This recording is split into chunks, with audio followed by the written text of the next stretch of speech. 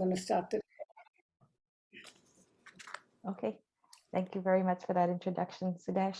And good morning, everyone. So nice of you to join today. As Sudesh mentioned, my name is Christine Allum, and I'm from the Ontario Securities Commission, and I'm going to talk about fraud and ID theft. So let me just share my screen with you. Okay, I am not in the right spot, so let's just go to the right spot and do that. Voila. So I'm going to speak for about 45 minutes, and then I'll be happy to take any questions after. I'm going to share a lot of information. Feel free to take notes, but I'm going to tell you it's not necessary because one, you're going to get a recording of this, but two, I'll also send Sudesh an email with links to all the information, resources, and any contact information that I'm going to share with you this morning. So you can just sit back and listen. All right, so let's get started. So as mentioned, I work for the Ontario Securities Commission. If you're not familiar with our organization, we are a government agency and we regulate the capital markets in the province. So really, what does that mean? It means that we set the rules and policies and enforce those rules and policies for the people that work in the investment industry. And that would apply to people that provide you with investment advice, people that sell you investments, and the people that actually issue those investments. A key part of our mandate is to provide protection to investors. And one of the best ways to provide protection is to ensure that people have access to good information. So I work in the investor office. That's a branch within the OSC. And within that branch, we have an education and outreach team. So my role is outreach. I normally would travel the province and share information with you. Right now, we're doing this virtually, so I can give you information. But not only do I give you information, I also get information from you. And that's really important to us because when you ask me questions, you share your comments with me, that information can help us because remember, I work for an education and outreach team, so we develop resources. We also have a policy team. So perhaps your comments might be helpful to us when we develop policy. And we also do a lot of research because we want to understand, challenges that people face with respect to making good financial decisions. So as a regulator, what are some of those things that we can do to deter people from breaking the rules? We regulate the investment industry, so we know that many people are concerned about investment fraud. If you've been the victim of a fraud, it is devastating. You suffer financial loss. That financial loss can impact your quality of life. It can impact your health. I think I had seen a statistic where it said about 30% of fraud victims suffer from anxiety and panic attacks. It can also strain relationships that you have.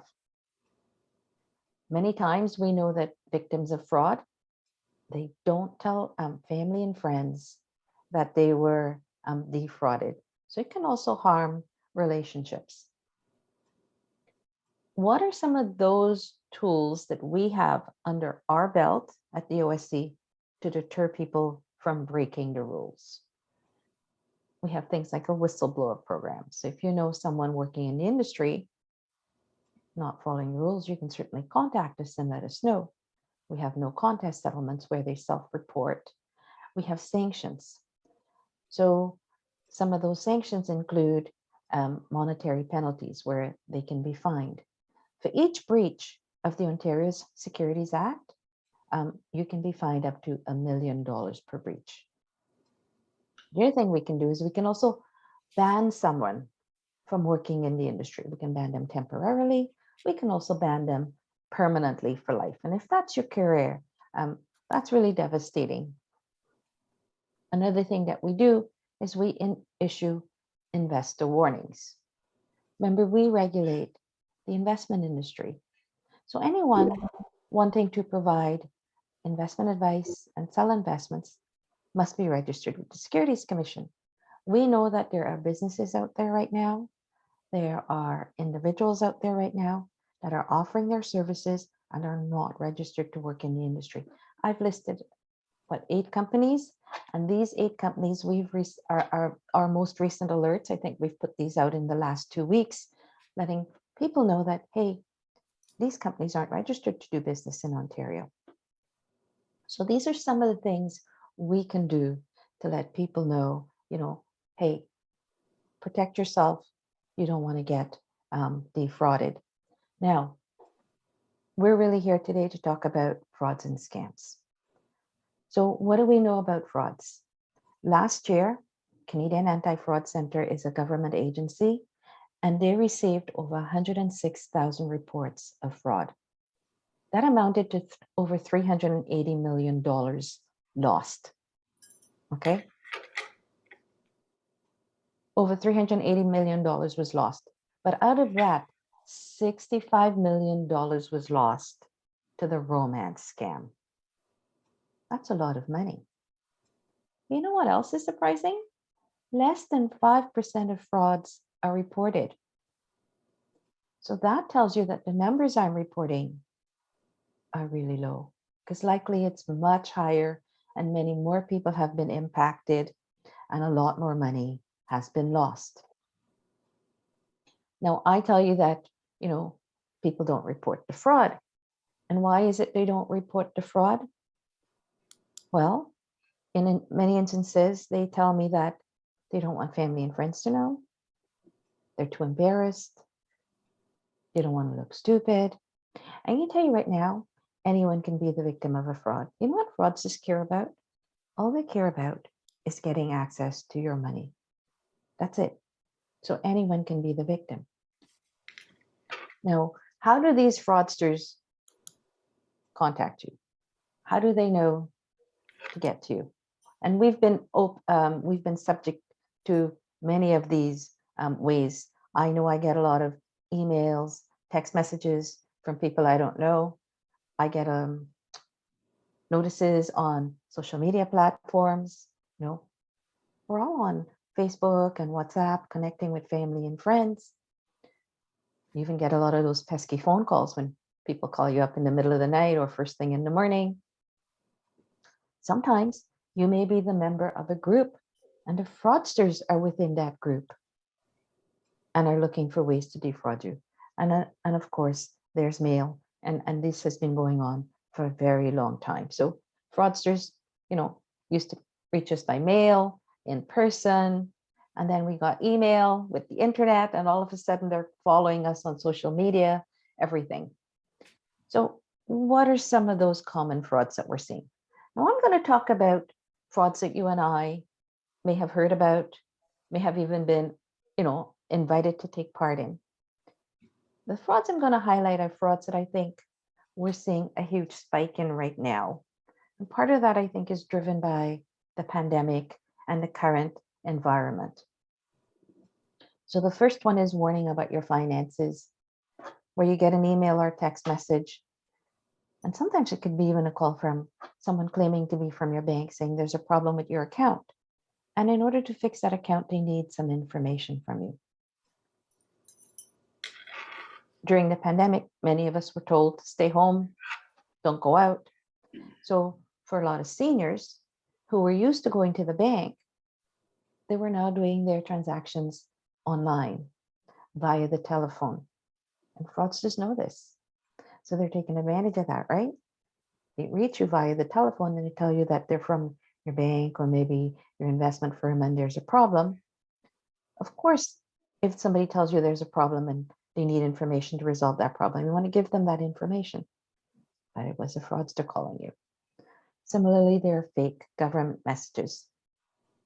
And this has been going on for a long time. You might have recalled the CRA scam, Canada Revenue Agency scam. People were being contacted saying, you didn't pay up right away, we're going to throw you in jail or deport you.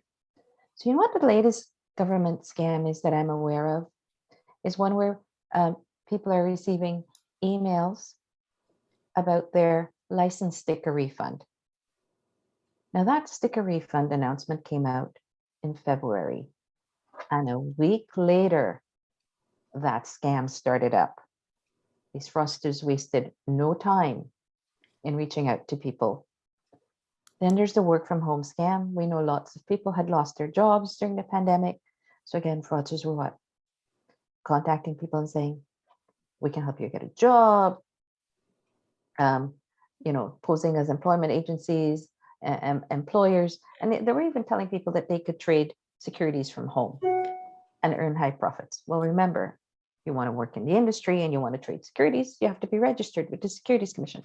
So just really taking advantage of the whole situation. Then we've also seen a spike or an increase in the emergency and grandparent scam. So how does this scam work?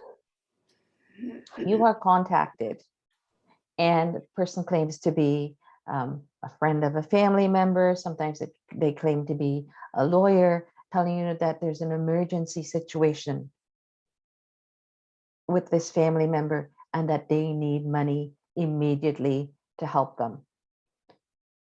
If it's a family member that's asking you for help, you're very tempted to help because this is your family. So you might just respond and give them that money right away, but there's no emergency. And what we're seeing is that, where they might ask for cash, and in the past they used to ask for gift cards. Now they're asking for cryptocurrency.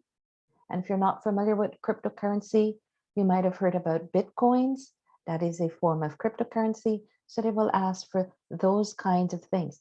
The other thing is the fraudsters might tell you to send it, but not only that.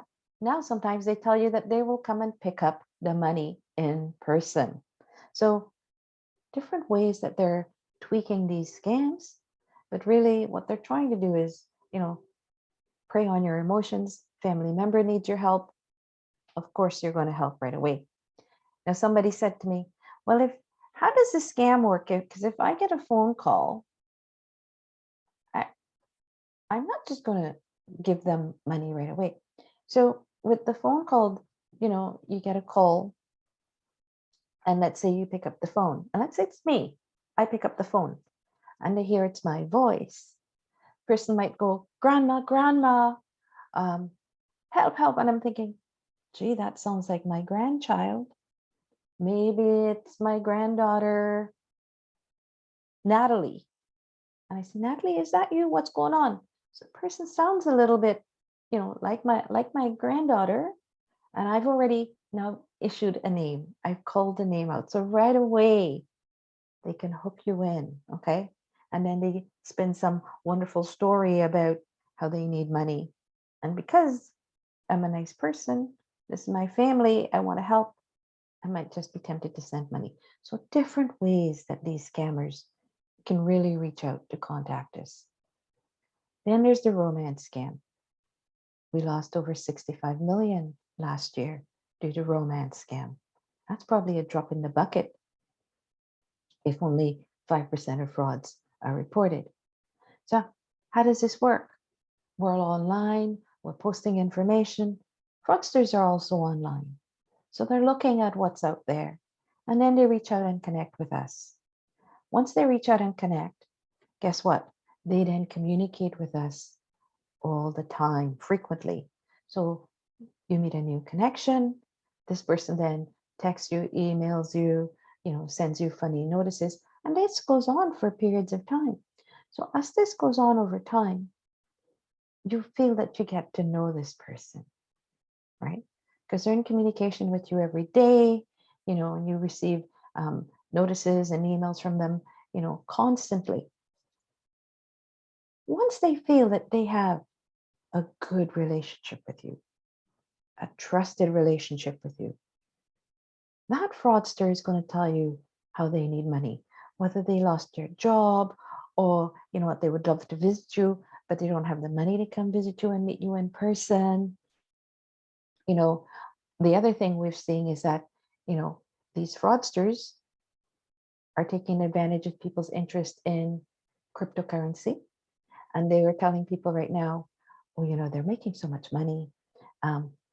Why don't you invest with me? This is your special friend. They're telling you they're making all this money. Now they're telling you invest with them so that you guys can make money together. So different ways that they're trying to hook people in and try and get at your money. The cryptocurrency scam. So this is one where I talked about fraudsters telling you, let's invest together in cryptocurrencies and we'll make money. So crypto scams, right? Cryptocurrency, one of them being Bitcoin. And how it normally works with the crypto scams is usually there's an ad or somebody contacts you, tells you that, you can make a lot of money in investing in these crypto asset investments. And they tell you to take part in it. In order to take part in these crypto asset investments, you have to open an account, right? You have to open an investment account, and usually you're buying through a crypto trading platform. So you open an account, you go to this platform, you put money in, and then when you're ready, there's no money in there or you can't access it. Because many times these crypto trading platforms are not registered. There are many unregistered crypto trading platforms out there. So sometimes you'll see the romance scam tied in with the crypto scams, and people are being defrauded. Now, interestingly enough, in 2019, there was a big case where Quadrica CX was a trading platform that ran out of Nova Scotia. The founder died, and many Ontarians were affected, so the OSC got involved in this. And when they investigated, they found that it was a scam. It was a Ponzi scheme. And if this is something that you're really interested in, you can read up about it because we actually publicized a special report on it, Quadrica CX Investigative Report, to explain how this scam actually works. It's quite interesting if it's something you're interested in. So I highly recommend it as a good read. Another type of scam that we see, and this happens all the time, affinity fraud. So what's affinity fraud? Affinity fraud is one where groups that share a common identity, maybe the same culture, the same religion, or a common purpose. A group of people that like to get together for social reasons, or maybe you like to play sports, so you're part of a sports club. However it works, the fraudster is either a member of the group or joins the group, not because they share the same interest. They're in that group solely for the purpose of gaining your trust to defraud you. So let's say I'm the fraudster. I joined a group. I come to all your meetings, all your events. So you get to know me over time. Soon as I feel I have a trusted relationship with you, I'm going to start telling members within the group how I can help them make money. And if I'm a really, really good fraudster, I may even cozy up to people that are influencers within the group. I met Anil, who is your president. I know Sudesh, and I'm going to say they're both influencers in your group. So what do? I make sure that they're really good friends with me. And I offer them that wonderful opportunity first. And if Sudesh and Anil take part in my opportunity, guess what? The rest of you are going to follow and take part also. And then when I get your money, I drop out of the group and I disappear. And now you're the victim of affinity fraud. And if you think back to some fraud cases that you may have heard about being reported on the news over the last few years, many times you'll realize that there's an element of affinity fraud in many of those cases. Another type of fraud that we're seeing a huge spike in is the Ponzi scheme. And you may be familiar with the Ponzi scheme because we've had some famous Canadians who are Ponzi artists, Ponzi fraudsters. So how does the Ponzi scheme work? Me, I'm the fraudster. And what do I say to you? You know what? It's a really low interest rate environment. Don't put your money in the bank. You're not making much. Give me your money. Let me invest it for you. I'm going to guarantee you high returns, no risk. And that's what I do as a fraudster. I go around and I convince people to give me their money so that I can invest on their behalf. Am I really investing? Usually not. If I invest, I just take a little bit of that money, invest it so I can get some paperwork. What am I doing with most of the money or all of the money if I don't invest in it? Well, I'm investing it, but I'm investing it in me. Usually in these Ponzi schemes, investors' monies are used to finance their lifestyle. So I would live in nice homes, drive nice cars, take wonderful vacations. Now, for this Ponzi scheme to work, I encourage people to give me money to invest on their behalf. So I've encouraged all of you to give me your money. Now, the first person I had taken money from was Sudesh. And Sudesh reaches out to me and says, Christine, I haven't seen any of those high returns. How are my investments doing? And I say to Sudesh, you're making, let's make a number up. You're making over 20%. Your returns are doing so well. Leave your money where it is. Let it grow. Let it work for you. And Sudesh says, oh, 20% sounds really good. You know what? I want to take that. I want to take that interest. And I said to her not to worry. So what do? I go out and I convince another person to give me money to invest on their behalf. I take some of that money and I now give it to Sudesh. And I said, here's your 20% returns. And that's how a Ponzi scheme works.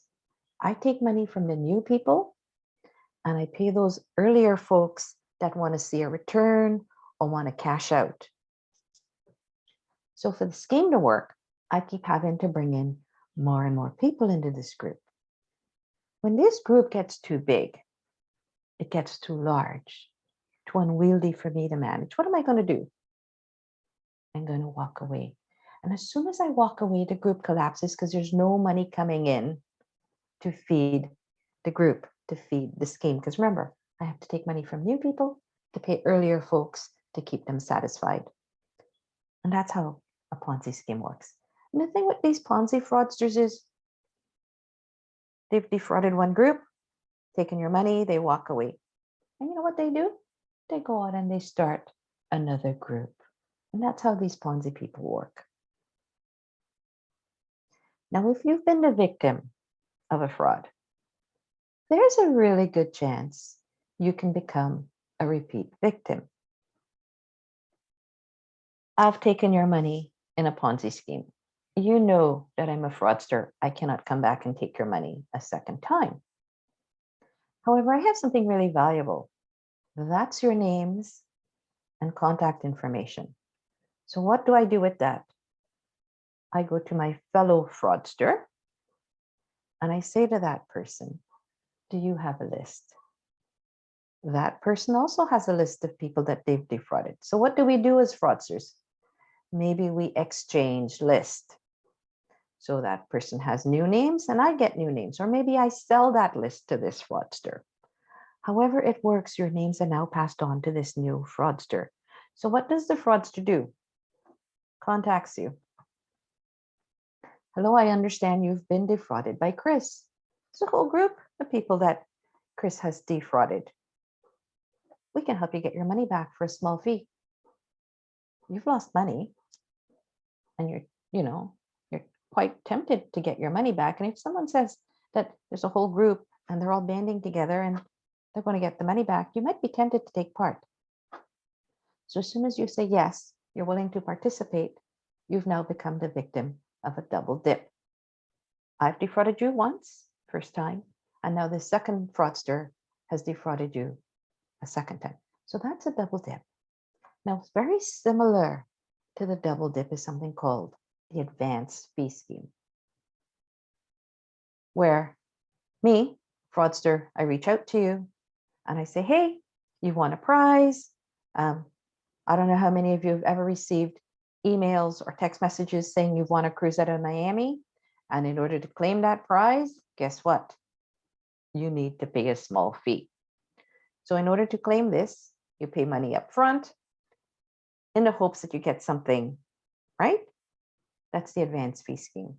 And in Canada, if you won a prize, you do not have to pay anything to claim your prize. There's no such thing as paying administrative fee, paying taxes in order to claim your prize. So different ways that these fraudsters, are trying to get us to part with our money.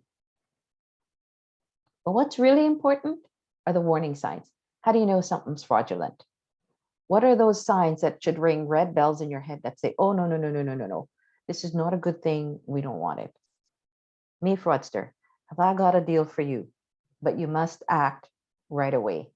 I need your answer by 11 o'clock. I'm a fraudster. I'm going to put pressure on you to act right away. I don't want you to think about the deal. I don't want you to question it. I don't want you to do any research about it. I just want you to act. So someone pressuring you to act right away, walk away. There is no deal that is so good. You need to act right on the spot. Then, of course, there are these calls and emails and text message from someone you don't know. I don't know you. You don't know me. Why am I reaching out to you to offer you a wonderful opportunity? Whether it's a product, a service, or investment opportunity, you have to question that, right? I don't know you. You don't know me.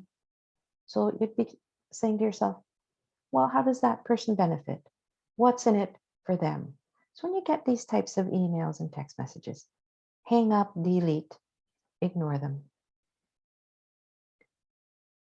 Sometimes you get contacted, person claims to be from an organization that you have a relationship with, and they need sensitive information from you to fix that problem.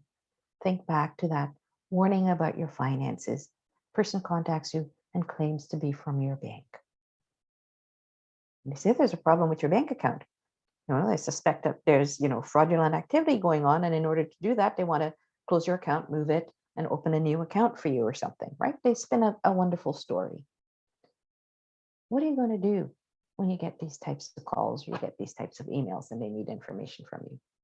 You're still going to hang up and you're still going to delete the email. And then you're going to go look up the phone number for your bank and call them directly and ask if there's a problem with your account and if someone had contacted you. That way, you are guaranteed that you're speaking with someone that actually works for that organization before you share any information with them. Same thing, there was, a while back, people were being contacted and told their social insurance number was compromised. And the person was claiming to be from Service Canada. So you get that type of call. Of course, you're concerned. So what are you going to do? Well, may I get your name and what department in Service Canada? I'll call you back. You hang up. You look up the number for Service Canada. You ask for that department. You ask for that person. If you get that individual, at least you're guaranteed that they work there. Many times, person tells you to call, you call up and they say, well, no one has been calling you. There's a scam, there's a fraud. So always double check before you share information with someone, particularly when they claim to be from an organization that you have a relationship with. Similarly, somebody's asking you for money. Remember that emergency scam, that grandparent scam? You don't know that person. I can be a scammer and claim to be a friend of a relative. I can claim to be a lawyer or somebody representing your relative. You don't know me. You don't know who I am. So you're not going to send money to this person. Similarly with the romance scam. It's not someone you've actually met in person. And they can create beautiful profiles, lovely pictures online. You don't know who this individual is. You're not going to send them any money.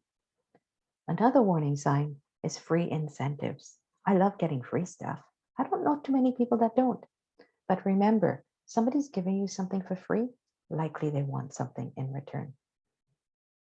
Another warning sign are these promises of higher guaranteed returns with little to no risk.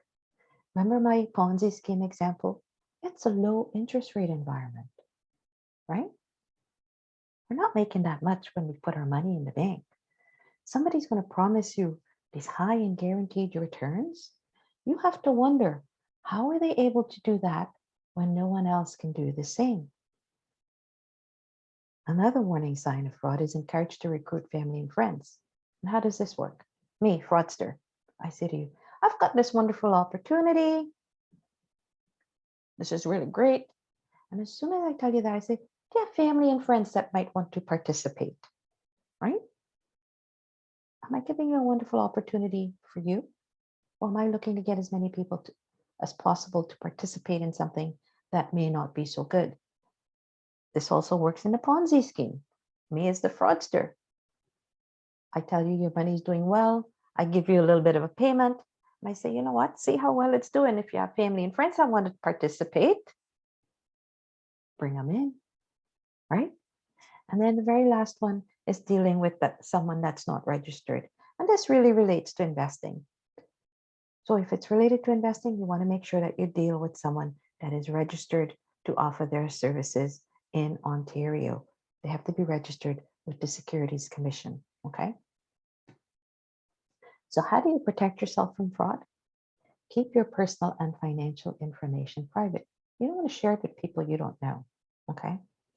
Now, I say don't respond to these unsolicited emails, text messages, just delete. We're Canadians, we are very polite. Doesn't matter, these are fraudsters. Hang up, delete, don't respond. Be careful when you post information online.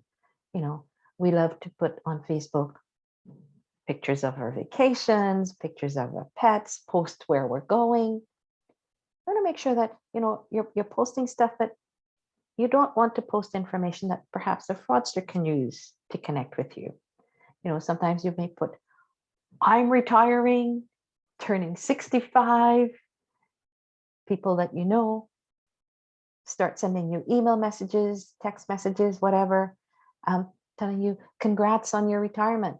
Fraudster reaches out to you, congrats on your retirement. And you say, thanks. You're thinking, do I know this person? But they sent you a note. So you say, thanks. Instantly, they've now made a connection with you. And then they start sending you messages back and forth, and you start to develop a relationship. So different ways that, you know, fraudsters can look at ways to connect with you. And always, always don't send money to someone you have actually not met in person. If you really think that that family member may be in trouble and needs your help, contact them directly. Contact someone that is close to them and knows that family member before you do anything. Take the time to verify any opportunity or deal. You know, sometimes people do send us emails and texts and it sounds like something we're really interested in. If it's something you're really interested in, check it out. Don't act right on the spot, okay? Now, if that deal or opportunity sounds too good to be true, then it probably is too good to be true. That old saying, it really works. If a deal sounds too good to be true, it probably is too good to be true. And always know who you're dealing with. Somebody offers you a wonderful deal, know who you're dealing with. Do a background check if it's related to investing. How do you do that background check? You can check registration, go online, check beforeyouinvest.ca, takes you to a national database.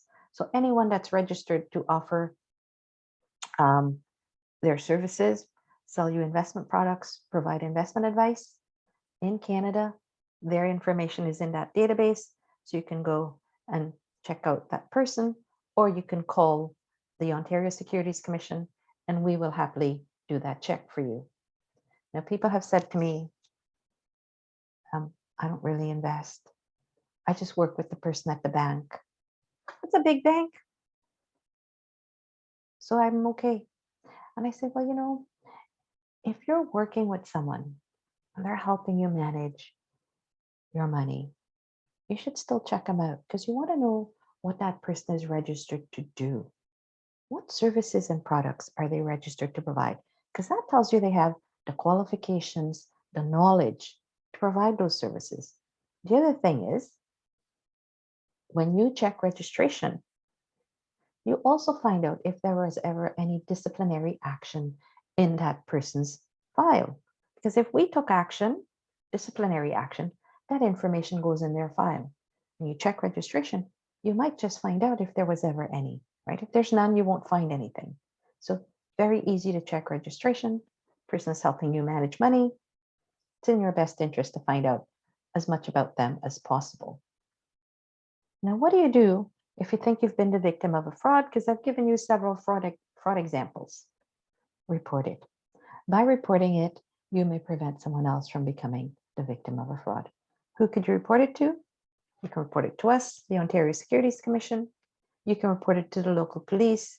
You can also report it to the Canadian Anti-Fraud Centre, another government agency. We at the OSC, we investigate breaches of the Securities Act, so most likely we investigate only things that are related to investments, investment fraud. If you report something that to us and it's not something we investigate, we can share that information with the appropriate law enforcement authority. Similarly, you report something to the local police, it's not something they investigate, they can share it with the appropriate law enforcement authority. What's really important is to report it, okay? Now, one type of fraud I've not talked about, and that's identity theft. So let's talk a little bit about identity theft. What is it? Identity theft is when your personal information is used to commit fraud. Fraudsters use your identity, and using your identity, they can get a credit card, take out a loan in your name. They can do a lot of different things. So what are those warning signs? What are those warning signs that you might have been the victim of identity theft? And, you know, it's not like when someone uses your identity, someone's going to say to you, oh, this person's using your name. You won't know, right? So what are those warning signs? Well, maybe you start getting calls saying that you have an unpaid account, you know, and you owe money, and you know that you never had an account with that organization and you've paid your bills or whatever, right? Or maybe the bank sends you a notice. We've made changes as you've requested. And you think to yourself, I never made any changes. What's going on? The other thing is, you know, we get a lot of financial statements. We get, you know, bank statements, credit card statements, investment statements, all those kinds of things. Make sure you review these things because maybe you're reviewing it and you go, what's this? I don't know about that. That may be a sign that there's, you know, fraudulent activity on your account. Sometimes, you know that everything's fine, your credit score is good, and you go to get a new credit card and say, hey, there's something wrong, you've been denied credit.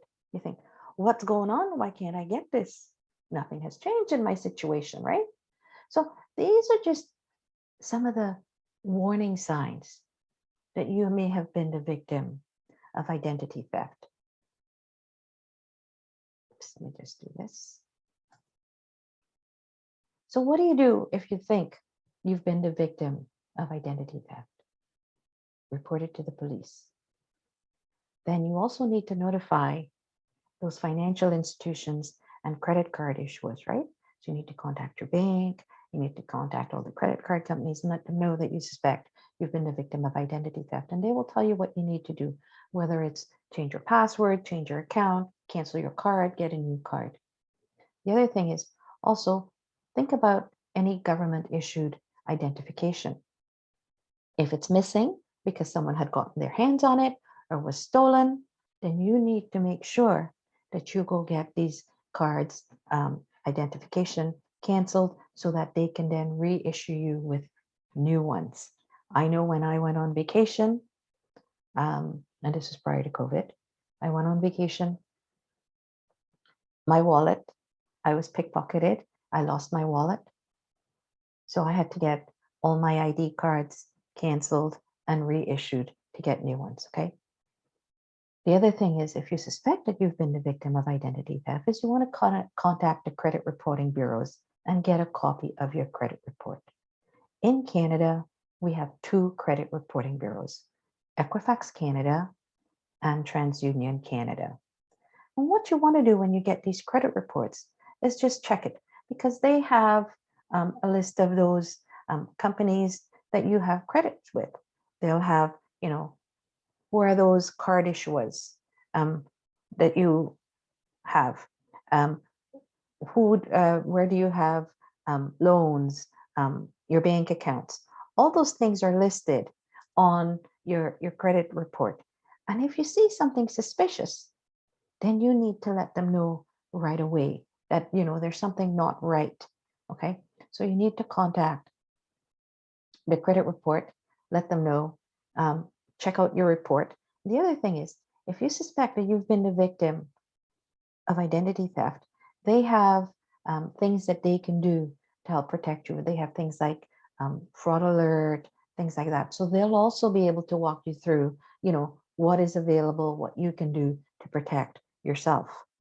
Now, we don't want to have been the victim of an identity theft. So what are those things that we can do right now to make sure that, we're not making it easy for someone to use our identity? Keep your personal information and documents private, right? You don't want to share password, PINs, bank account, bank cards, credit cards. I've seen friends give other friends bank cards to go use on their behalf. You're going to be very careful. You don't want to share these things. Think about all those documents that you may receive that may have personal or sensitive information. What do you do when you've paid a bill and you finish pay your bill? Do you just take it and throw it in the recycle bin, or do you shred it? Because think about that bill. It's got your full name. It's got your address. It may have your account number on it. Okay. This is all information that someone might be able to use to steal your identity. So what you want to do is make sure that you shred these documents before you put it in the recycle bin. Then, of course, make sure that your devices and online accounts are secure. During this pandemic, we're all online, and many of us have done our banking where we download the phone app. So all that information is now on our phone. You may even have Apple Pay on your phone where, you have that information, or you have the credit card app on your phone. What happens if you lose your phone? Is it password protected? Okay, so you want to make sure your devices are secure. Now, sometimes companies are asking people to use multi-factor authentication. And what is that? Is one where you have a password, you sign in, but then they may send you an email or a text and ask you to enter that before you can get access to the account. So if they're asking for those types of things, it's a good idea to take part and use it. It just gives you another level of security. We want to make it as tough as possible for these fraudsters to get access to our information. So anything we can do, let's do. And of course, always check your bank accounts and credit card statements, because as soon as you see a problem, you can flag it. Reach out to the bank, reach out to the credit card. If it's an error, they will contact it. If it's not something that, it's truly fraudulent activity, they can take steps to protect you. Similarly, check your credit reports. I mentioned that they list, all those credit card issues that you deal with, any loans you may have with the bank. Always check it, because when you want to open a new credit card, or you want to take a loan, those companies that you're wanting to do that business with will check your credit report. And that request goes on your credit report that someone's checking up on you. Well, if you didn't ask for a new credit card or a new loan or something, and you see this request and you're thinking, what's going on here? I didn't ask for that. That's a sign that there may be a problem. Okay, so you always want to do a credit report check.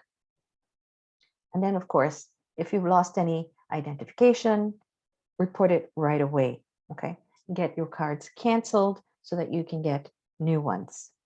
Right? So these are just some of the things that we can do to protect ourselves. And one of the things I always like to say is, you know, I'm a bad example. I have everything in my wallet. Only carry what you need. Okay. So don't carry all your personal identification if you don't need it with you. You know, only carry what you need. Okay. So parse down that information. So in the event if something happens, you know, you don't lose everything. And then lastly, and I see we have a hand up, I'm just going to cover the resources and then I'll take questions. Alrighty. So resources, everything I've talked about and shared with you is available on our website, getsmarteraboutmoney.ca. We have tons of information on there. I talked about crypto assets. A lot of Canadians are interested in this. Scams are happening right now. People that are interested in it, I said, please check it out. Know what it is you're getting into. We have a whole section on our website that talks about crypto assets and dealing with those registered crypto asset trading platforms. We have a checklist on our website, you know, to help you remember what are those steps to take to protect your financial information. So that type of information is on there. Many of you, I know, speak a second language because I could hear you introducing yourself this morning in a lovely greeting. I'm not sure what language that is, but we have a multilingual website in 22 different languages. Maybe that might be one of those languages that you're speaking. And if you are more comfortable with information in that language, a lot of what I've spoken about and shared with you is on this website. But I will tell you, this is a microsite. So it's a smaller site, main information, but much more on the main website, getsmarteraboutmoney.ca. And what kind of information do we have on the site other than fraud? You know, we talk about things like financial overview, something as basic as, you know, paying down debt. If you're interested in learning about investing, we have a lot of information on different types of investments, and we have tons of tools. You know, one of our more popular tools is a tax-free savings account calculator. We have an RRSP calculator, and people love the calculators. So lots of tools on our website. Another place for information for you, and this is also on our website, is investingquestions.ca. Many times people will email us and ask us a question. And when they email us and ask us a question, of course, we're going to respond. But if they're asking that question, likely somebody else is interested in that question and that answer. So we post those questions and answers on this particular page of our website. So it's just another resource for you. And then lastly, how else do you get more information, find out what's new, what's up to date? We have an e-newsletter. You can sign up on our website. We have an Instagram page, a Twitter feed page, a Facebook page, and we have a YouTube channel. So lots of places you can get information and stay up to date. Key information to report fraud, identity theft, local police, Canadian Anti-Fraud Center. You can contact us. Sometimes people say, you know what do we do if we suspect someone's been a victim of financial abuse? There's Seniors Safety Line. It's a confidential line, runs 24 hours a day. You can contact them. You can report it to your local police. And of course, you can visit our website for information. Now, don't forget, I'm going to send Sudesh an email with all the contact information so that you have this available. Okay? And that said, I'm now going to stop talking, stop sharing my screen. And if you have any questions, and I know that Prabir, I hope I'm not mispronouncing your name, has a question because your hand's been up for a while. Sudesh, shall I ask the question? Hold on. Yes, go ahead. Okay. Christine, thank you for an excellent presentation, very informative, and particularly for all the resources that you're making available to us to sort of improve our knowledge in this area. as you know better than me, there's a very famous Latin saying which says caveat emptor, let the buyer beware. So the point I'm making, and then I'll ask my question, is that it is incumbent upon us also to educate ourselves as to the kinds of fraud and the kind of risks that we are exposed to, particularly with the use of the internet and social media. That's a general point. I have two questions. First, is there a cost of requesting a credit check from either Equifax or TransUnion? And secondly, this is a very tricky one. The Consumer Protection Branch, in those days in the Department of Canada when I worked, does it also have advice to offer similar to what the Ontario Securities Commission does? Do you people work in tandem in educating the public? Great questions. So let's talk about the credit check. You are entitled to a free credit check a year. So the credit reporting bureaus will provide you with a free credit report once a year. Yeah. You just have to go on their website. They ask you to usually fill out a form or something, send some information, and they will send it to you. The other thing is there are some banks that will also provide you with a copy of your credit report. So check with your bank, see if they have it Very and good can give it to you for free. So you don't even have to reach out to the credit reporting agencies. Okay. The second question related to The organizations. Consumer Protection Branch, the government. Yes. So I can tell you that Consumer Protection Ontario, they have presentations that they offer also. Oh, okay. Okay. So a lot of the agencies do give presentations. I'm not sure who you would contact, but I know that they give presentations. And I can say this because prior to COVID, when I was out, perhaps we crossed paths, right? You know, I'm giving a presentation here and I run across someone from another agency and they're giving a presentation. So I know that they're out there and they are sharing information. Case in point, though, is many people don't even know that the OSC comes out and gives presentations. So I'm not surprised that you're asking. This is something as a government agency and many government branches, we do it for free, but people aren't unaware that this is on offer. Great questions. Thank you for asking. Next, Arjun ji. Unmute kar lena pehle.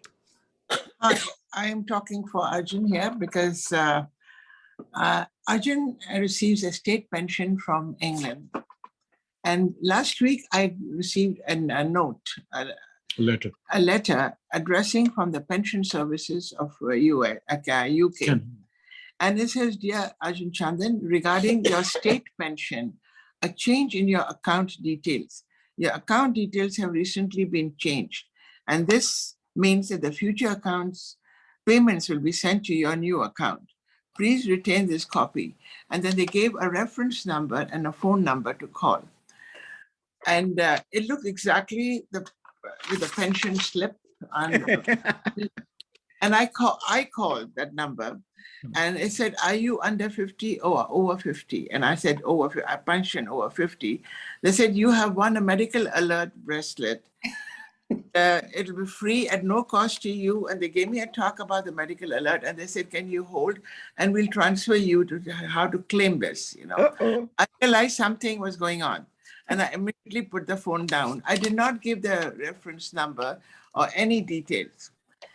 And just now when your talk, you mentioned about change of account, I'm beginning to 100% feel that this is a fraud. Am I right? And should I do anything now?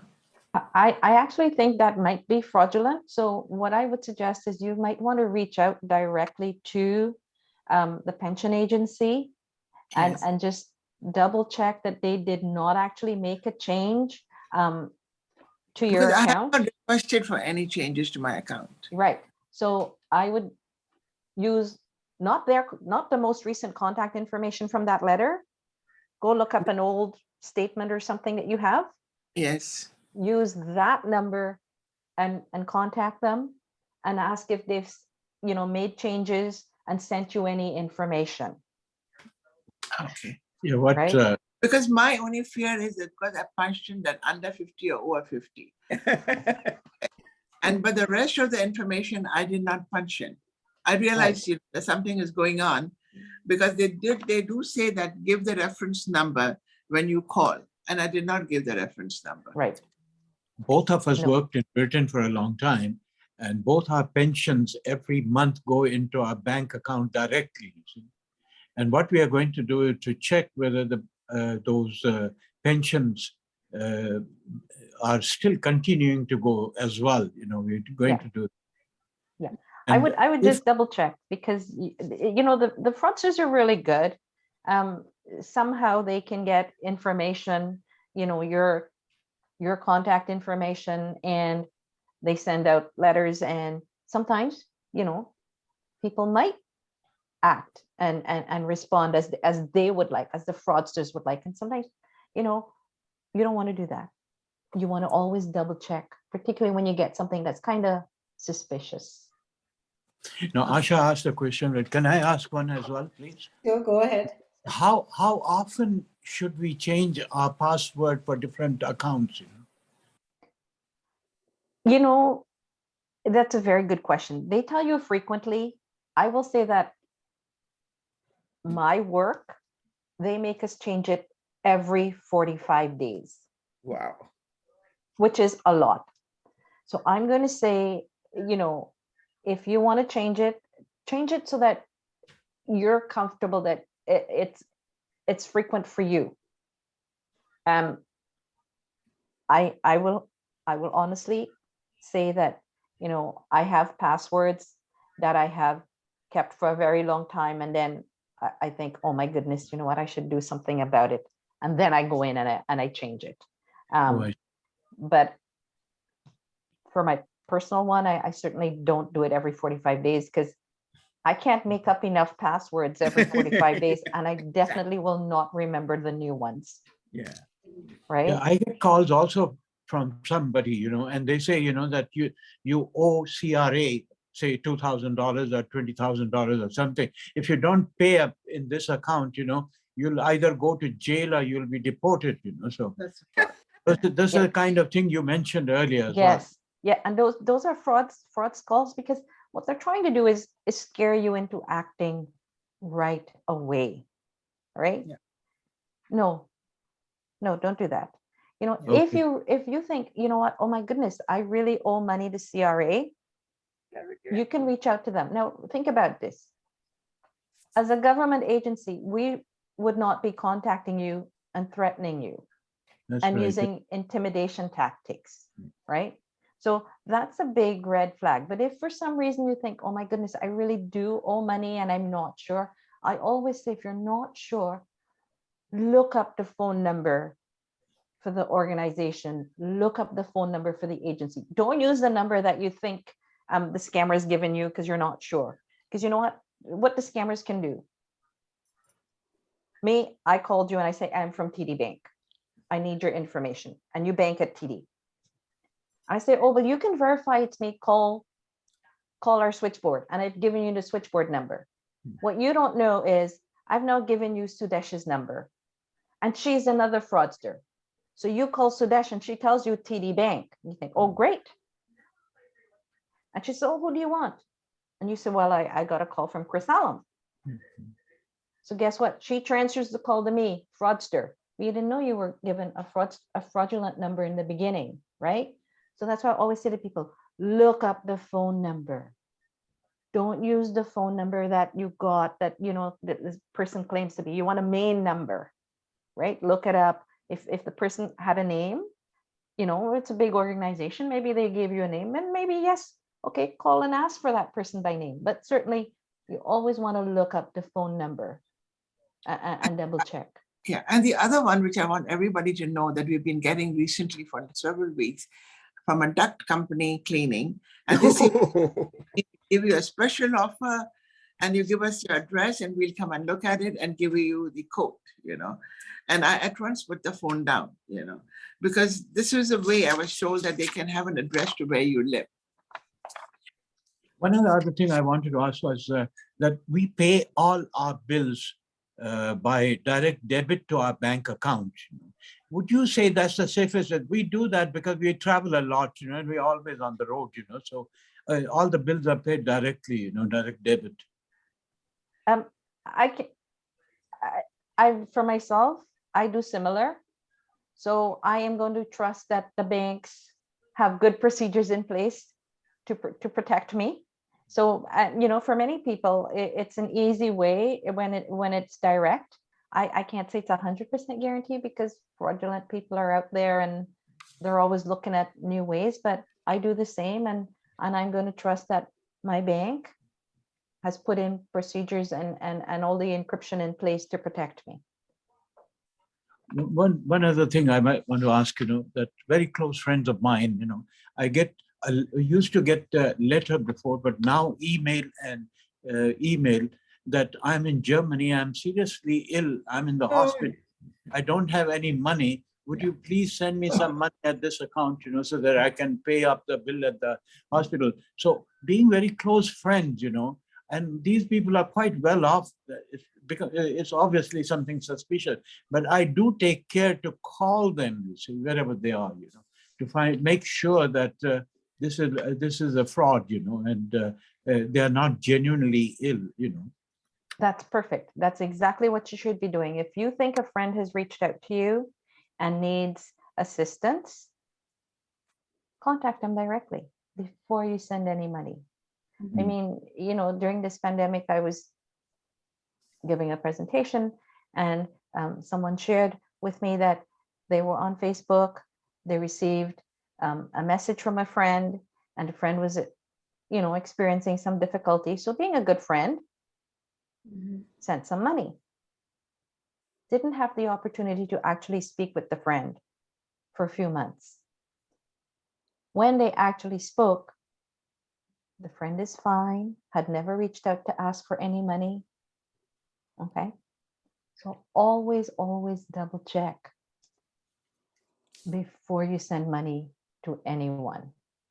Because, it's very easy now for fraudsters to get our email address, to call us. They don't need to know who they're reaching out to. They just need to have contact information. And with the telephone and the internet, it's easy to find a whole list of contact information, right? So yeah, the first time it happened is because immediately, we thought of it, that this person has 2 children abroad in the United States.